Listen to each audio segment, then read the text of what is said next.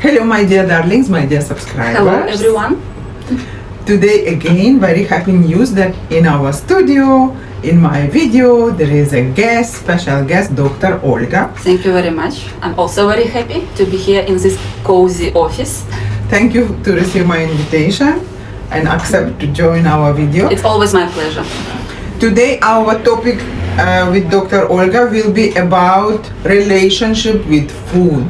Yes. You know, we always hear, oh, I have a relationship with friends, with family, with in-laws, but also relationship with food Yes. is something very interesting to discuss. Yes. Because sometimes those relationships can be different and Very difficult. sometimes can be difficult. So from a medical point of view, Dr. Olga will share to us her knowledge and her experience about relationship with food. Yes. So, Irina, we all know such people who can eat whatever they want, as much as they want, whenever they want, and they're just not getting fat. Such annoying people exist in this They world. never put on weight. They can Yes. eat whatever they want. Yes, they are not dieting. They are not doing any sport. Efforts. Don't exhausting themselves, and they are slim. So the reason why is this happening to them is because they have healthy, harmonious, natural relationship with food. Yes. Or it can be they have such a metabolism that Metabolism, yeah. they metabolize food in such way that nothing stay with them. Yeah, genetics also. Yeah, genetic. Yeah. But unfortunately, there are a lot more people who have very difficult, complex, and conflict relationship with food. We can only smell cake and we already put on weight by smelling cake. Yes, and not only that. A lot of people, they think about food too much. They like put a food on a pedestal and worship it. Oh, so they live to eat. Yes, they are not exactly. eating to live. They live to eat. That is okay. When I wake up in the morning, what Yes. is the first goal? What I will have for breakfast? Yes. Then again, second goal. What I will have for one snack after breakfast? Then what I will have for lunch? Or they think, what I will restrict myself today. Or they feel guilty. Why did I eat this cake like 1 week ago? They still ruminate about it. So, and these people who have unhealthy relationship with food, they tend to have some eating disorders. Like last time we were talking about bulimia, anorexia, binge eating. This is this kind of people. So how to get out of this? We need to build a healthy, harmonious relationship with food. And today we will talk about how to do this. Yeah, how to build? Please, Dr. Olga, teach us how to build. Yes, first of all, why we have this difficult relationship with food? Well, I don't like to blame our parents for everything, but it they Habits. fault. Yes, they taught us bad eating habits. They were feeding us when we were not hungry. Last time, in our last video, we were talking about they were feeding us for emotional reasons, to comfort us. When the child is crying, parents feeding Have a the cake. child. Yes. Just keep quiet. Or parents feed the child to express their love. Okay, this chocolate. Yes. See how I love you. Yes, exactly. What a good parent I am. And a very interesting thing here, why parents give us candy to comfort us. The underlying reason they want to decrease their anxiety first of all. It's very important. For example, I also have a son, and as a mother, I want him to eat well, of course, and I want him to eat the whole bowl of whatever. Yeah, complete I'm the giving. meal. Yes, and after he finished, I can, relax and Oh, enjoy you're my life. satisfied. Yeah, what a good mother I am. Yeah, you managed to feed. Yes, but it's not good because the child needs to listen To his needs. Yes, maybe he doesn't need this whole bowl of food. For example, yesterday I prepared a dinner for my child, but he refused to eat whatever I cooked. He told me that he wants cheese and yogurt. And it was his dinner, and I had to accept this. I'm not a bad mother after that. And since today I'm here and I have the opportunity to talk, I want to express my concern about certain topic. In Mauritius, my son, he's going in primary school, and he's telling me that they have a certain break at school, let's say after 2 p.m., when kids are eating sweets. It's a break for eating sweets. And or cakes, any kind of cake. Yes. My son told me that kids bring the whole bowl full of, different kind of sweets and just eating it. I think it's bad eating habits starting exactly. from there. It could be something else. It could be a break, but it Yes. should not be specified as for eating sweets. They could eat cheese and nuts. Yes, I try to give my son fruits, so he eats at least as a fruits. snack, or some Greek yogurt. And also he tells me, Mama, there is La Cantine in school. La Cantine, which sells all kind of, let me name it in one word, poison for kids. All kind of sweets selling at school. I think this problem needs to be addressed. Yeah, they don't pay attention on ingredients, colorant, Yes. which country it is, and Exactly. they're not looking at the quality, just, okay, it's a sweet and the kids loving it, so we will expose Yes. it in school. Please, let's protect our kids and start since early childhood. So this was the reasons why we have a bad and unhealthy relationship with food. So what to do? How to be slim and slender and thin And healthy. and healthy with minimum effort. We need to do just as slim by nature people do. People with beautiful... I'm not slim by nature. Body. I have to be on keto diet to become slim. No, I'm not slim. Okay. My family, genetically in my family, ladies overweight. Even gentlemen are overweight. So I'm not the genetically slim person. If I'm not staying on keto diet, I put on weight very easily, just like this. Okay, So but there are lucky people who are slim by nature. What do they do unconsciously? They have certain eating habits and we can learn from them. So, 4 healthy habits of people who are slim by nature. They eat only when they are hungry. They stop eating when they feel satiated. They eat what their body wants. Our body is a very wise self-regulatory system. Yeah. We can feel, and body feels what it needs. For example, I want to eat orange now, or I want to eat fish. Body feels it.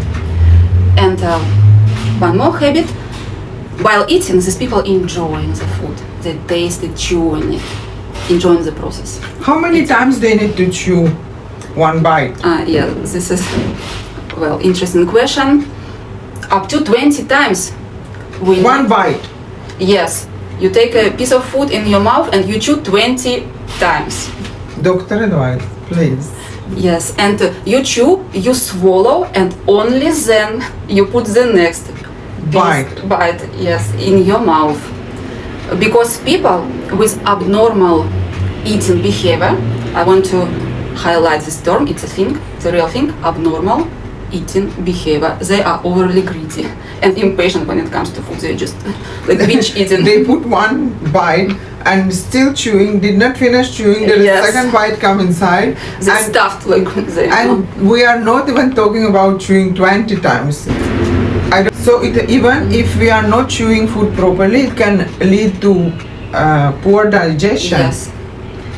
To all kind of problems with the stomach, gastritis, and so on. So let's talk about scale of hunger. There is a scale of hunger from 1 to 10, from very hungry to full, not hungry. The first stage of hunger is severe hunger, when you already feel dizzy, almost fainting. So we're starting with which stage? With the stage 1. Stage 1, severe hunger. Okay. It happens when we are starving for a day or several days.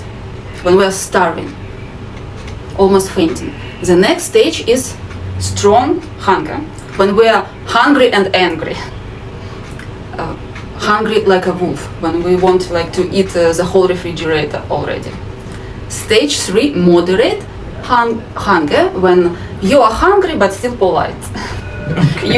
You're still a little bit kind, you can wait for 5 or 10 minutes, you can warm up your food. And very important, attention everyone, we need to start to eat exactly at this stage 3 of hunger. Moderate, tolerable hunger. Don't wait until you're hungry like a wolf, because you indeed will eat the whole refrigerator. Moderate hunger, you start to eat. The next stage is stage 4, not hungry, not satiate. And stage 5, not hungry. People slim by nature, they unconsciously stop eating. As soon as exactly at this stage 5. I'm not hungry. I ate something, now I'm not hungry. People who have problems with food, they stop eating at best at the next stage 6, at best, or they continue eating. So this excess food is deposited in the fat. Yeah, all food Yes. which eaten in excess going to convert into the fat store. Yes. So the stage 6, comfortably full when you're not hungry. So, but there is a trick. If you stop eating at the stage 6 and you feel this comfortable fullness, well, for thin people, for slender people, they perceive this feeling as unpleasant. When the stomach, They feel it's overeaten. yes, like it's full. When the stomach even if the stomach is a little bit full, it's already unpleasant sensation for them. But people with eating problems who have systematically, regularly been overfed as kids and then overeat as an adult, they learn to perceive this feeling of fullness as pleasant. But this is not natural feeling for our body. It's just psychologically they feel, oh, I ate this and then half of cake and now I feel good. This is overeating. Also, there is a hormone ghrelin which will be released to make us to feel satisfied, but it's releasing only after 20 minutes since beginning of eating food.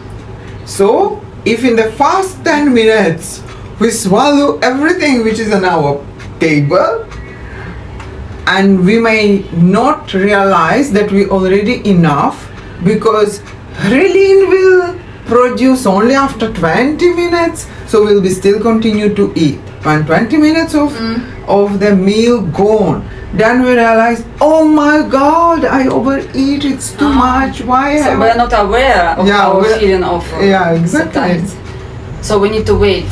So how it's happened in Japan, why most of the Japan ladies and most older people, they are remaining slim through whole their lifetime, because they're eating with the chopsticks, and you can't take really big portions with that. You're taking a small portions, putting it in your mouth, chewing it. It's also a habit of like enjoy food and not trying to finish all the plate quickly, but just have very loving relationship with food, enjoying every bite. So till they will take that with chopstick every bite and chew everything for 20 times, definitely the smaller meal will take time to enter into our body in 20 minutes. So the slower we eat, then the faster we will realize that okay, that is enough.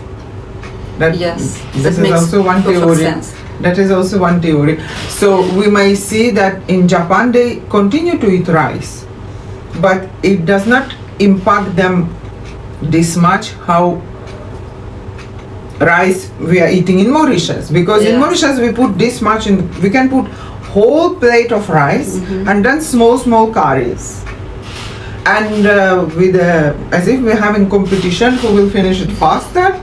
So we'll try to eat it as fast as possible, maybe without properly chewing. So yeah, definitely in 10 minutes you can finish whole plate or of farata, rice. farata with curry.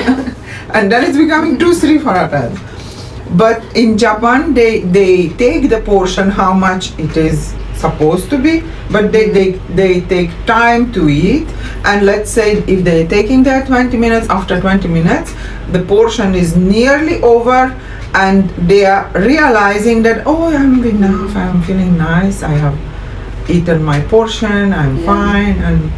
And the food is so beautiful. Yeah, served beautifully served. Yeah, exactly. The way we serve our food they are as well. enjoying. Yeah, This is really important to enjoy the process of eating, because food is safe and it's a source of our nutrition and the source of our pleasure also. We should not be afraid of food or hate it. And let's say sometimes we will be stimulated to start eating, not because we are really hungry, but we see a beautiful picture of publicity somewhere, that someone is eating, one beautiful girl eating a nice cake, and we are looking at that publicity, and sometimes we are passing near the shop which is selling those cakes, and we are smelling, oh my god, so vanilla, nice smell, and that kind of hunger, it's stimulated artificially. Not because we are really hungry and if now we will not eat we are going to die. It's because that visual effect or smelling effect have stimulated us to think about that taste, remember the taste, and we want to buy it immediately. If I'm passing near the shop and there is such a strong vanilla smell or whatever cake is preparing in that moment, there is involuntary wish to just go there and buy the cake. Even originally I was not even feeling hungry. Yes. So what is the advice to regulate such? Yeah. And it is so difficult to refuse yourself of this pleasure. So difficult. So is there any ways like we can distract ourselves with something, or how we can tackle this kind of issue, do you think? Okay. So first a few words about the scale of hunger. So we finished at the stage of 6, and then till 7, 8, 9, 10. You know, when you're already overstuffed, overfull, and when food already here. Some people eat till this stage already. They want to vomit. And they're still eating. Yes. So you can understand that we should not do this. This is not good for our health. So what we can do? So I suggest over the course of 2 or 3 weeks, you try to notice your sensations in the stomach. Try to understand at which stage of hunger you are right now on the scale. You can download the scale on the internet, and try to start eating at the stage of 3, moderate hunger, and stop eating at the stage of 5, when you are not hungry. At first it will be difficult. You may feel the need to eat like 5, 6, 7 times a day, but then very quickly these healthy eating habits will be formed. Also, for example, when you have a day off and you're at home, feel bored, don't eat due to emotional reasons, like boredom or sadness, anxiety, longing for something. When you understand that you are not hungry yet, but you feel bored, you want something to nibble, just distract yourself, switch your attention to something else. Have a list of some interesting, pleasant activities at hand that you've always wanted to try but never had the time for this or courage, and now it's the time to do this. Learn something new, read this book, do this course, go jogging, go meet friends or help people. Do something instead of just eating. So I think we need to have already a list which is prepared. Yes. So again we are going back to mindfulness, that when we are starting eating, we are understanding, we are paying attention on which stage of hunger we are. Yes, mindfulness. Exactly. When we are eating also we are mindful while eating 20 times, chewing. Yeah, chewing 20 times. Definitely if each bite we are chewing 20 times, it will take more time. So by that time we already understand, we are satisfied. Yes. We are feeling it's enough. And with this kind of approach, we for surely can help ourselves to build a healthy relationship with Yes. food and still can enjoy food, Exactly. but mindfully. Yes, not only our body is satisfied, but also our brain is satisfied to see this food, to smell it. And what about habits, watching something and eating in the same time? Oh. Is it getting, No, is it no. Bringing some distraction and then we cannot be mindful? No, this is just eating on autopilot, Yes, just exactly. thoughtlessly, and then don't remember, What have I eaten? yeah, or have I eaten or not? Or the thing was in my plate, where it's gone. Did I eat it or someone else came and ate it? We can train ourselves differently, which will be helping us to by constructing such a healthy habits, constructing healthy relationship with food, we can facilitate our lifestyle and we can naturally stay in a healthy way. Yes, we can maintain our Yeah, we can. weight easily. So I hope today's tips will be very helpful for our subscribers, Yeah, thank for you so our much. patients. Thank you so Thank much. you, Irina. Inviting you again next time for another topic. Yes. It's a pleasure to work with you, Dr. Sure. Olga. Can't wait to meet you next time. Thank you so much for your attention. See you soon in our next video. Bye, Goodbye. everyone.